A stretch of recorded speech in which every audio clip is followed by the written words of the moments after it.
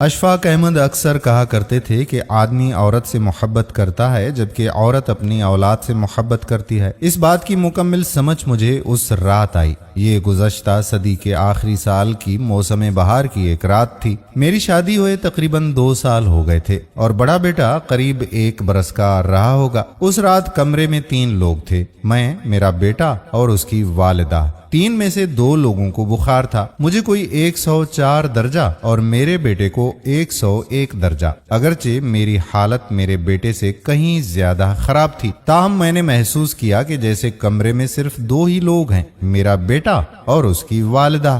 بری طرح نظر انداز کیے جانے کے احساس نے میرے خیالات کو زیر و زبر تو بہت کیا، لیکن ادراک کے گھوڑے دوڑانے پر عقدہ یہی کھلا کہ عورت نام ہے اس ہستی کا کہ جب اس کو ممتا دیت کر دی جاتی ہے تو اس کو پھر اپنی اولاد کے سوا کچھ دکھائی نہیں دیتا، حتیٰ کہ اپنا شوہر بھی، اور خاص طور پر جب اس کی اولاد کسی مشکل میں ہو۔ اس نتیجے کے ساتھ ہی ایک نتیجہ اور بھی نکالا میں نے، اور وہ یہ کہ اگر میرے بیٹے کے درد کا درمان اس کی والدہ کی آغوش ہے تو یقیناً میرا علاج میری ماں کی آغوش ہوگی۔ اس خیال کا آنا تھا کہ میں بستر سے اٹھا اور ماں جی کے کمرے کی طرف چل پڑا۔ رات کے 2 بجے تھے، پر جوں ہی میں نے ان کے کمرے کا دروازہ کھولا وہ فوراً اٹھ کر بیٹھ گئیں جیسے میرا ہی انتظار کر رہی ہوں۔ پھر کیا تھا، بالکل 1 سال کے بچے کی طرح گود میں لے لیا اور توجہ اور محبت کی اتنی ہیوی ڈوز سے میری آغوش تھراپی کی کہ میں صبح تک بالکل بھلا چنگا ہو گیا۔ پھر تو جیسے میں نے اصول ہی بنا لیا،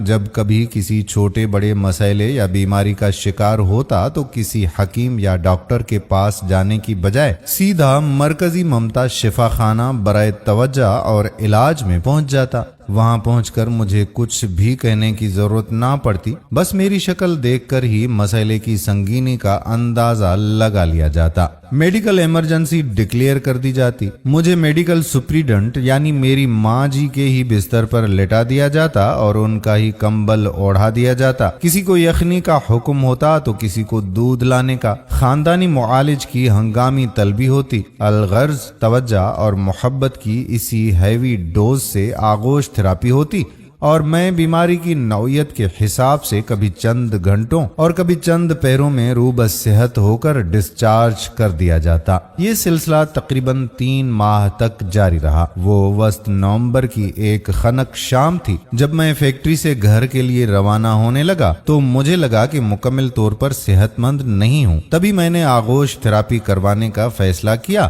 اور گھر جانے کی بجائے ماں جی کی خدمت میں حاضر ہو گیا۔ لیکن وہاں پہنچنے پر اور ہی منظر دیکھنے کو ملا۔ ماں جی کی اپنی حالت کافی ناگفتہ تھی۔ پچھلے کئی روز سے چل رہے پھیپھڑوں کے عارضے کے باعث بخار اور درد کا دور چل رہا تھا۔ میں خود کو بھول کر ان کی تیمارداری میں جت گیا۔ مختلف ادویات دیں، خوراک کے معروف ٹوٹکے بھی آزمائے، مٹھی چاپی کی۔ مختصر یہ کہ کوئی 2 گھنٹے کی آؤ بھگت کے بعد ان کی طبیعت سنبھلی اور وہ سو گئی۔ میں اٹھ کر گھر کو چلا گیا۔